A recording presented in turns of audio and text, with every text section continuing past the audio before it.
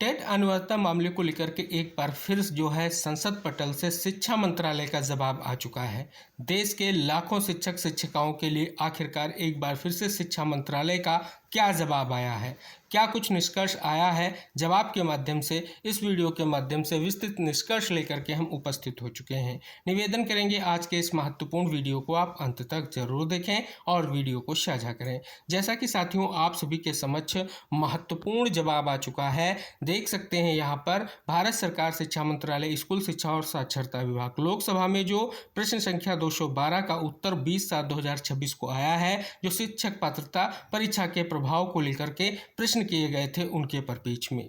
क्या शिक्षा मंत्री जी यह बताने की कृपा करेंगे कि पहला प्रश्न, क्या केंद्र सरकार ने कर्नाटक सहित देश में सेवारत शिक्षकों पर शिक्षक पात्रता परीक्षा ने टीटी की आवश्यकता के प्रभाव का आकलन किया है, जिनकी नियुक्ति टीटी अनिवार्य किए जाने से पहले हुई थी।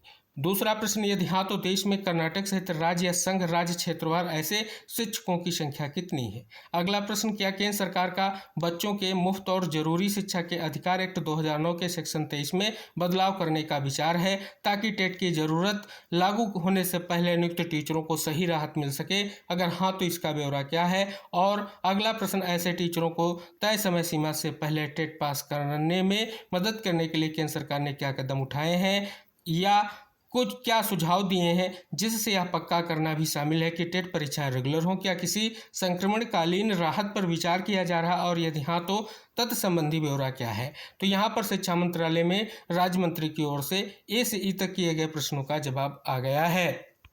शिक्षा संविधान की समवर्ती सूची का विषय है और शिक्षकों की जो है भर्ती, सेवा की शर्तें और तैनाती संबंधित राज्य सरकारों और केंद्र शासित प्रदेशों के एडमिनिस्ट्रेटिव डोमेन में आती है। इसलिए कर्नाटक राज्य सहित इन सर्विस टीचरों की संख्या का डेटा जिन्हें अनिवार्य टीचर एलिजिबिलिटी टेस्ट टेट शुरू होने से पहले नियुक्त किया गया था, संबंधित राज्य सरकारों और केंद्र शासित प्रदेशों के एडमिनिस्ट्रेशन द्वारा मेंटेन किया जाता है। भारत के माननीय सुप्रीम कोर्ट ने 1/9/2025 के अपने फैसले में दूसरी बातों के साथ साथ यह माना कि टीचर एलिजिबिलिटी टेस्ट यानी टेट बच्चों के मुफ्त और जरूरी शिक्षा के अधिकार आरटी एक्ट 2009 के सेक्शन 23 के तहत तय की गई कम से कम क्वालिफिकेशन में से एक है और एक्ट के तहत आने वाले स्कूलों के टीचरों के तौर पर अपॉइंटमेंट के लिए जरूरी माना है। कोर्ट के आर्डर के बारे में यहाँ पर बात की गई है कि आप यहाँ से पीडीएफ डाउनलोड करें, जो 1 सितंबर 2025 का फैसला है। फिर आगे स्पष्ट किया गया है, इसके बाद मामले में रिव्यू पिटीशन का निपटारा करते हुए 29/5/2026 के फैसले में माननीय सुप्रीम कोर्ट ने टेट हासिल करने की टाइमलाइन जो है बढ़ाई दी 31/8/2027 से 31/8/2028 तक। योग्यता माननीय सुप्रीम कोर्ट का 29/5/2026 का फैसला नीचे दिए गए जो स्पष्ट तौर पर आप देख सकते हैं, यहाँ से आप डाउनलोड कर सकते हैं। आगे माननीय सुप्रीम कोर्ट ने 29/5/2026 के अपने फैसले में आगे कहा है कि संबंधित सरकारों या अधिकारियों को समय समय पर बेहतर होगा कि हर साल 2 बार टीचर एलिजिबिलिटी टेस्ट कराने की कोशिश करनी चाहिए, ताकि हर एग्जाम के बीच 6 महीने का गैप हो सके, ताकि योग्य टीचरों को तय मिनिमम क्वालिफिकेशन पूरी करने का सही मौका मिल सके। तो इस प्रकार से ये जवाब आ चुका है।